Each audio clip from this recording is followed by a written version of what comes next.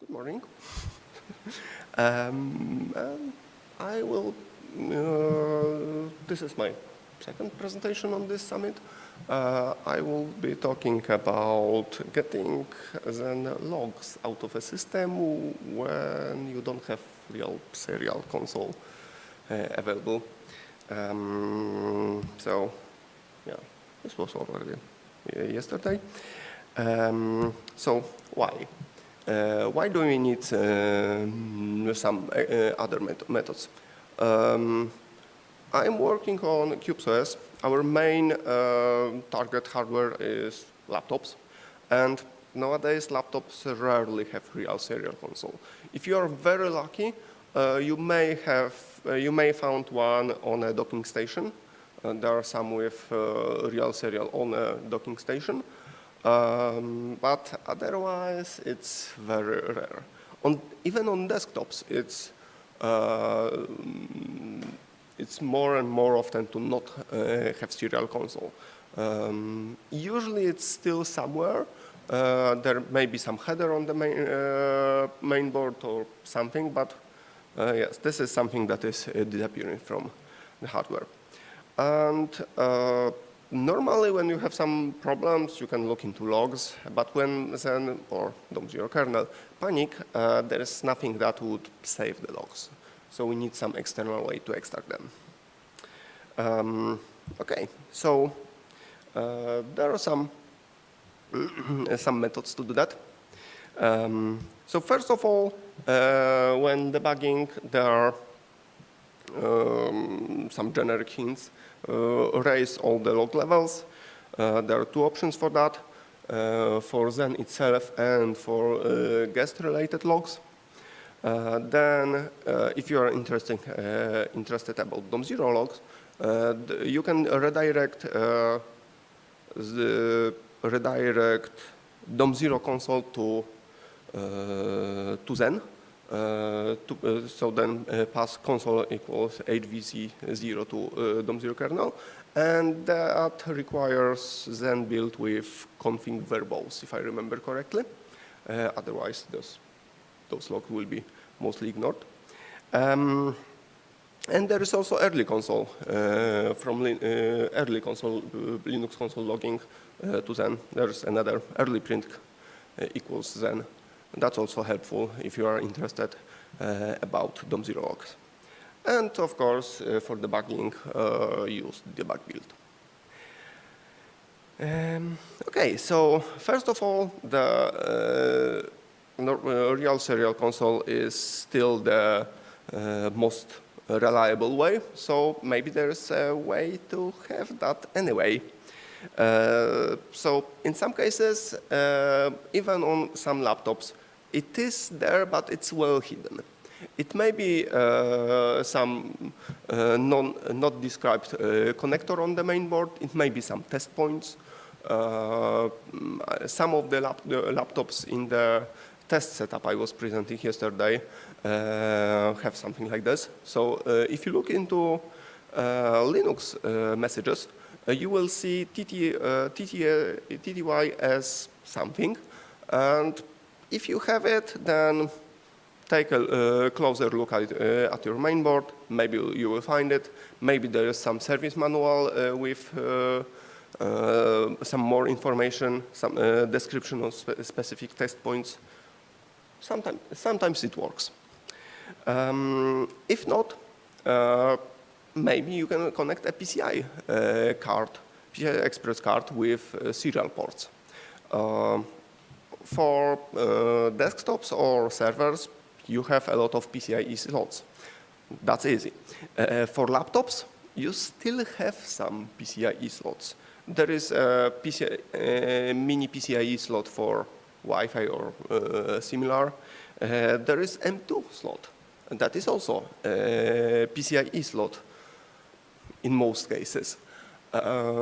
This means if you use M2 slot, it means you probably will need something else for the disk, or maybe no disk at all and boot from, I don't know, USB or network.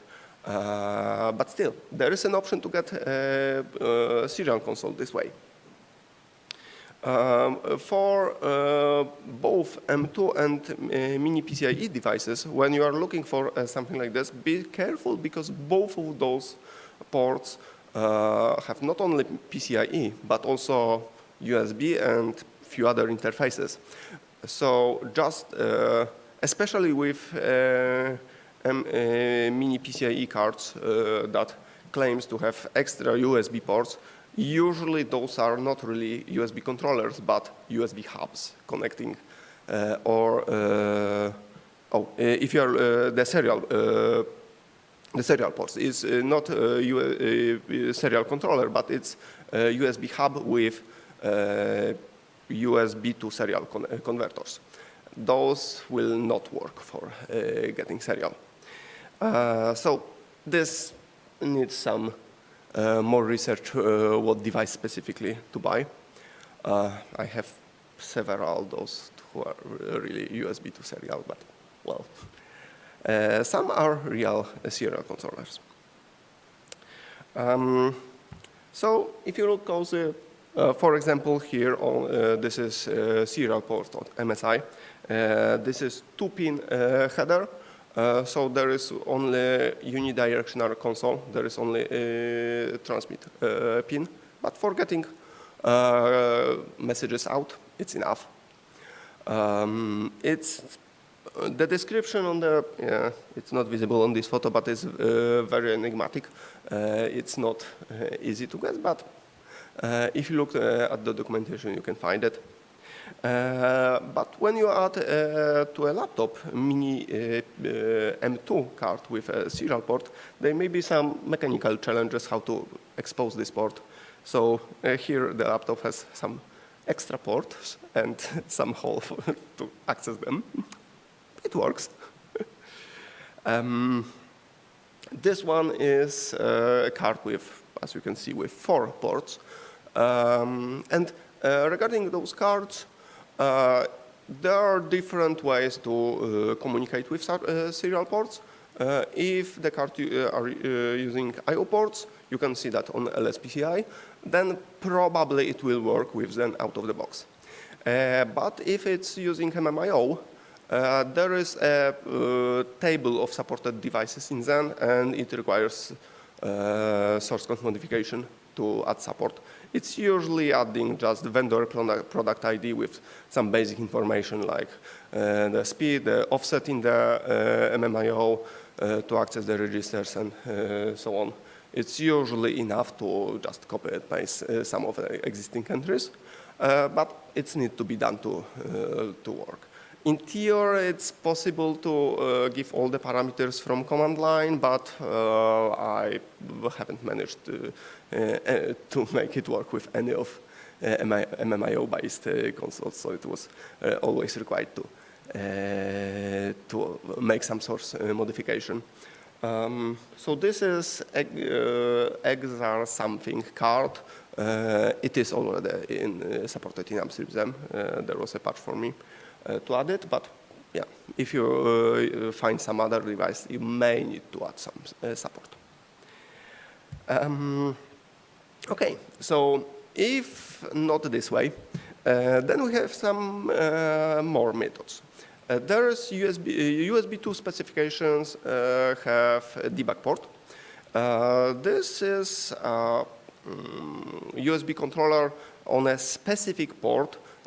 Gives an interface specifically for debugging. From the software point of view, it's very easy to use from the Xen. So Xen does support USB 2 debug port. But from the hardware point of view, it's tricky. First of all, it requires connection directly to the USB controller. There must be no hub in between to a specific port. You can look into LSPCI and Linux DMESC to see which port number that must be, and hope that port will be available outside and it's not used to connect some internal devices. Again, on these desktops, that's usually easier. On laptops, there are several internal devices that are connected using USB, like camera or some NFC controller or fingerprint reader or any other devices. And it's common that they will use port number 1 on the controller with a hub. And it's also usual that this is the port that we would need for debugging. So, yeah, in that case, we are allowed to flag. But if you have access to the port, then it requires just a special device or Linux USB gadget from, I don't know, Raspberry Pi or any other board like that, and connect it, and it should work with just one Xen command line option. There is some more useful information or coreboot wiki about that. Yeah, so that's one of the ways. But if you have USB 3, there is also debug capability. It works on a principle in similar way, but it's way more comfortable to use. First of all, it works on any USB-A USB 3 capable port. So you are not, you don't longer need to find a very specific port that is used for some internal devices. Then you don't really need special hardware. You need USB A to A cable with some pins disconnected, specifically USB 2 data pins and power line, just for safety. It's in practice, those are pins that are on the edge of the port and not those internal. So it's enough to just tape over those pins in the plug. It works. It's very simple modification. So that's fine. And additionally, this is supported in Intel USB 3 controller. So most Intel, if not all current Intel devices simply support this out of the box. This is not the case with USB 2. With USB 2, in both cases, this is an optional feature. But in USB 2, it's not very common. With USB 3, it's very common. There is one patch series that is necessary to get it working on the newer devices, because while the hardware is designed to operate this debug port independently of the main controller, it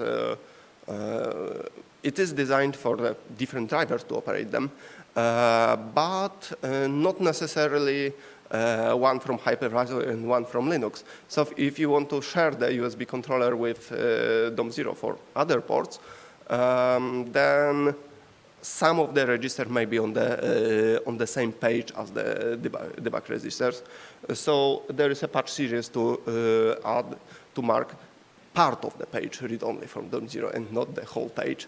But if you don't care about USB in DOM0 when you debug things, it's fine. You don't need any other patches. I hope I will get those patches finished and merged upstream soon. We'll see.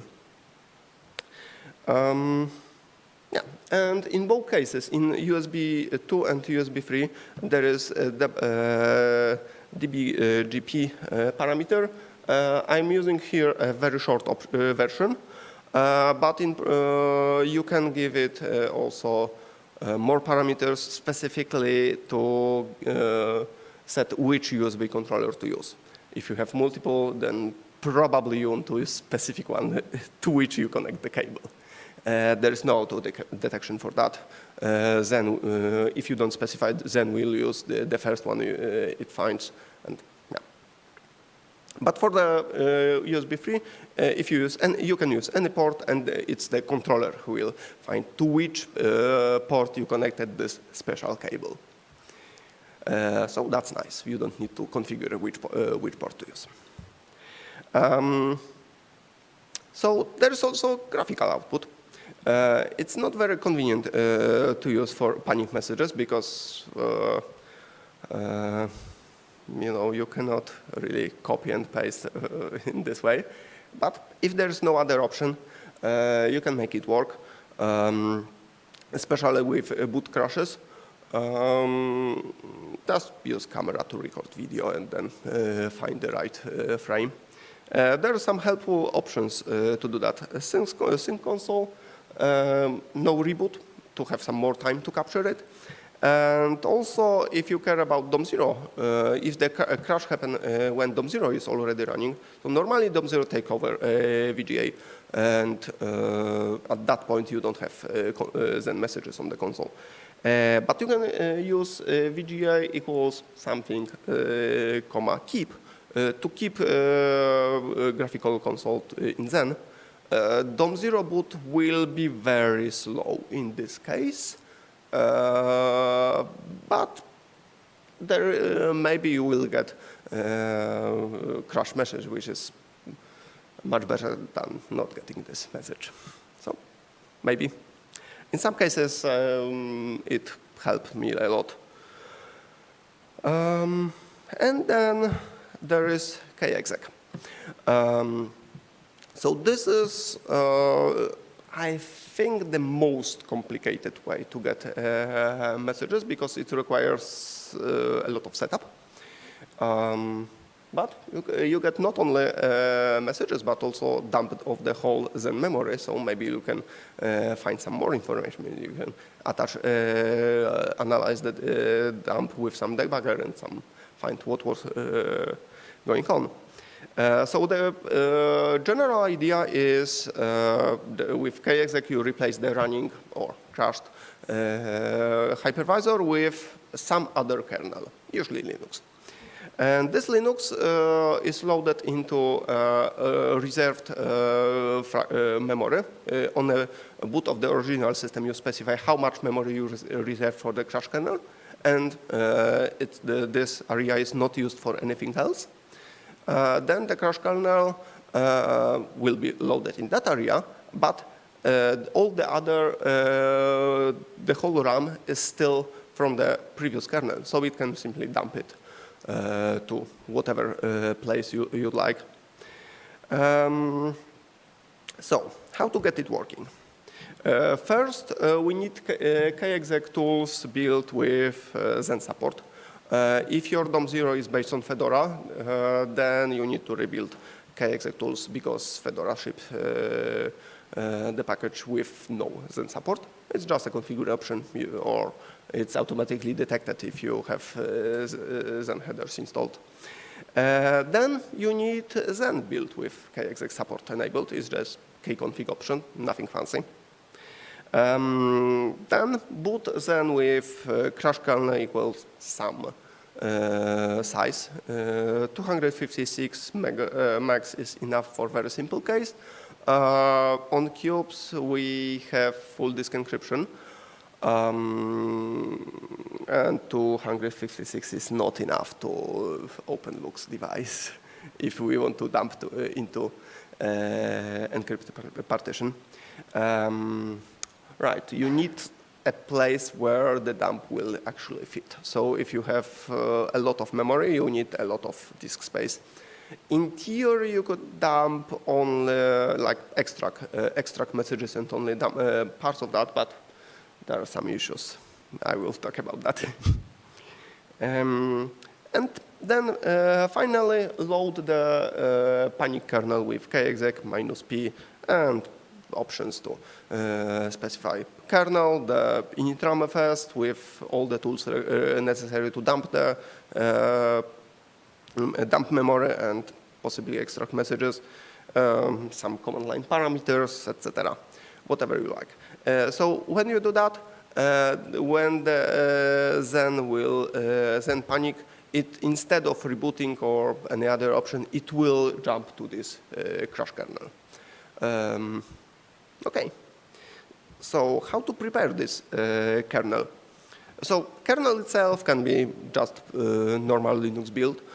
It's useful for this to be rather small because you need to reserve memory for this kernel statically on the boot. So this is memory you will not be able to use for anything else. So it's probably better to keep it small. And then you need initramfs with tools necessary to dump everything.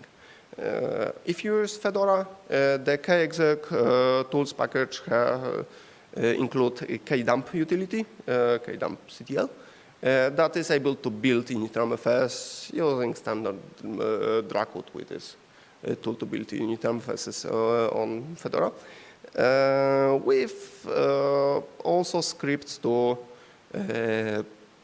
dump the memory of a crashed system. It is written with KVM in mind or generally with Linux in mind. So it needs a few modifications to get it working with Xen. First of all, the kdumpctl bash script, it assumes you will be dumping Linux. So there is a check dump feasibility function that check if crash kernel area is enabled in Linux. It doesn't check if it's enabled in Xen. So you basically need to disarm this function because otherwise it will fail before doing anything.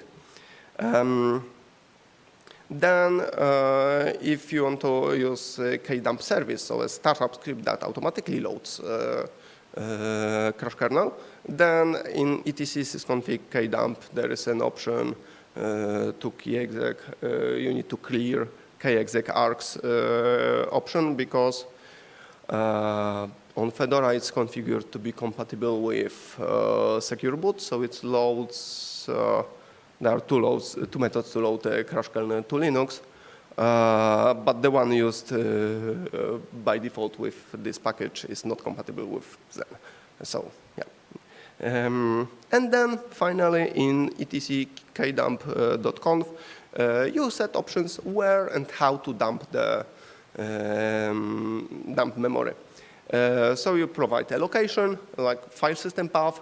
You may provide some utility used to copy.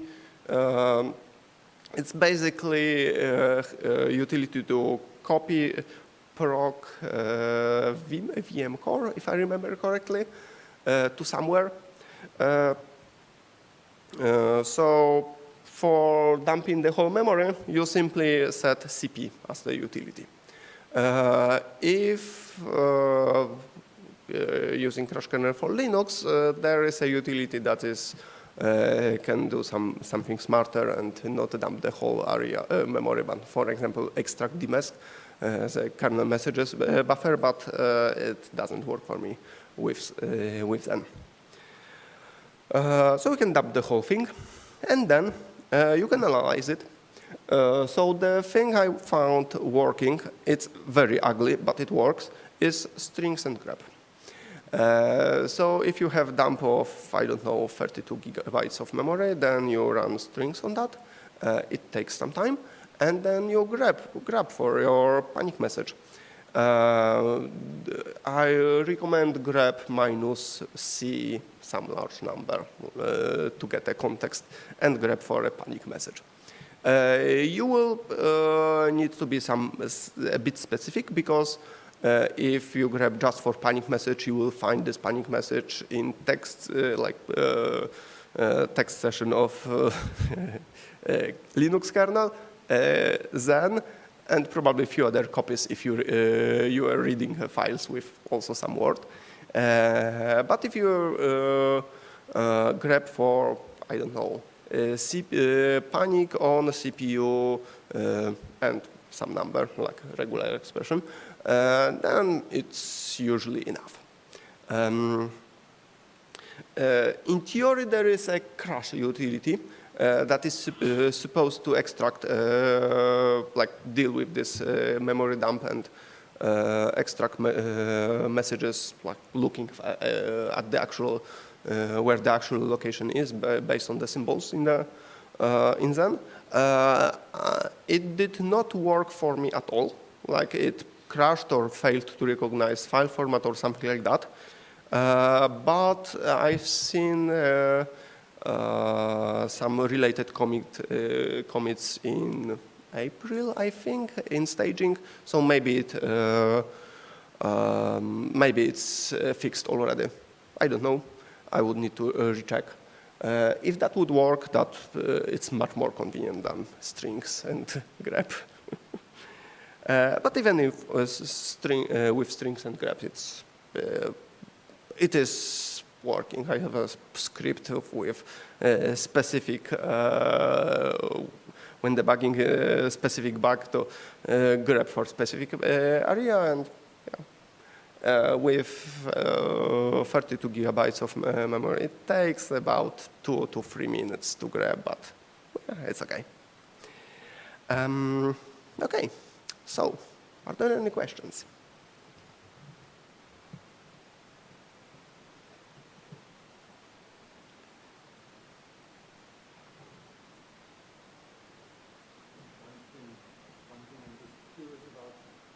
Does it work?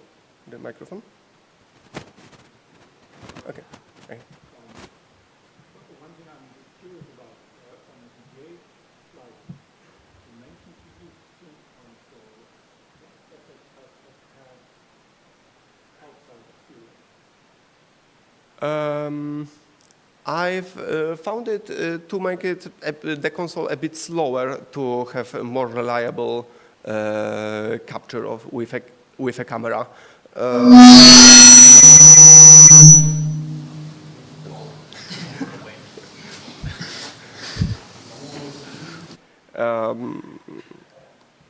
I don't know. Maybe it was just a coincidence, but it made the capture a bit more reliable with my very potato camera. Okay.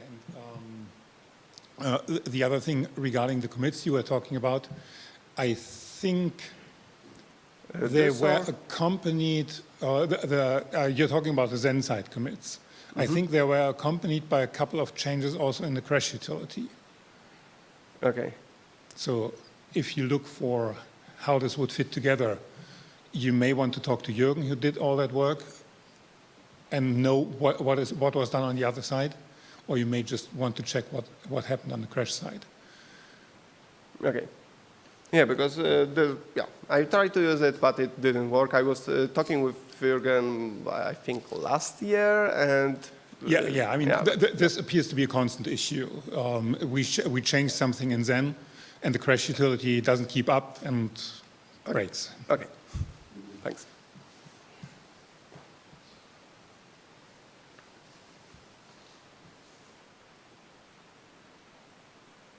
Other questions?